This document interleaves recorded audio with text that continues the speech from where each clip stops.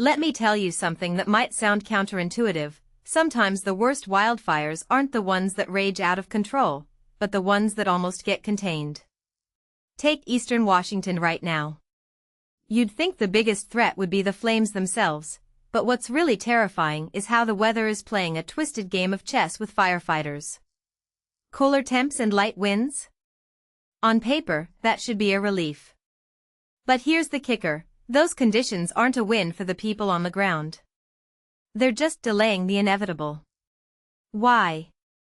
Because when the heat finally returns, the fires will be even more aggressive. It's like giving a wildfire a breather before it goes full apocalyptic mode. And honestly, I think that's what's happening here. The forecast says no rain, which means the moisture in the soil is already gone. So when the sun comes back, it's not just a fire, it's a supercharged fire. What makes this really interesting is how it highlights the absurdity of our climate crisis. We're used to thinking of wildfires as seasonal events, but now they're becoming these unpredictable, almost sentient forces that defy normal weather patterns. It's not just about fighting the flames anymore, it's about surviving the timing of the flames. And let's talk about Spokane. I mean, imagine coming back to your neighborhood and finding your home reduced to ash, but the chimney still standing. That's not just a symbol, it's a haunting reminder of what was.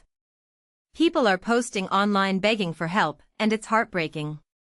But here's what I find fascinating, the speed at which communities are mobilizing.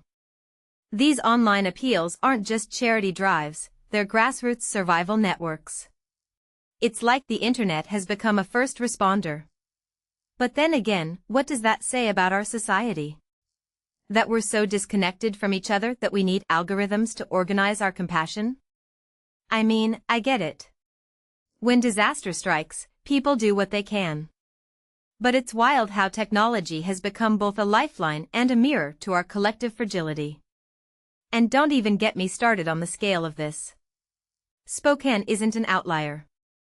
We're talking about fires burning thousands of square miles across Idaho, Oregon, Utah. It's like a domino effect of destruction. The big grass fire in Idaho? That's not just a wildfire, it's a catastrophe with a capital C. And the fact that it's threatening 600 homes? That's not a number, it's a human toll. But here's the thing, no one is talking about the cattle ranches being torched. Those aren't just numbers on a spreadsheet. They're livelihoods, ecosystems, entire ways of life. And yet, the media focuses on the human stories. Why? Because we're wired to connect with people, not statistics. But what this really suggests is that we're still failing to see the bigger picture. These fires aren't isolated events, they're symptoms of a system in crisis. Climate change isn't just about rising temperatures, it's about how those temperatures warp the very fabric of our environment. And when you combine that with drought, wind, and human negligence, you get this perfect storm of destruction. I keep thinking about the people in Fillmore, Utah, where mandatory evacuations are happening. A town of 2,600 people? That's not just a number, it's a community.